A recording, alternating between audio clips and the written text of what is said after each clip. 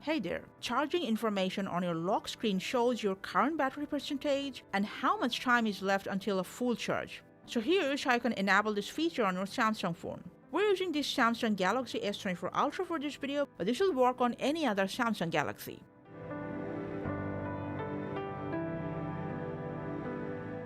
Now generally, it doesn't matter if you turn it on or not, charging information is displayed whenever you tap on your device while it's on charge. But our task is to make it visible on our lock screen either you have AOD or not. So for that, open up Settings. You can turn this on either from your display, or better, scroll down for device care and our battery.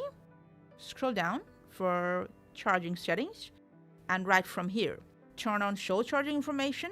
If you want to know if you're using a fast charging or not, we can keep it toggled on, and also toggle on wireless charging in case you're using a wireless charger. And that's it. Even if you're on your lock screen, charging information will show up. And simply that's how you can enable charging information on your Samsung Galaxy phone. Thanks for watching.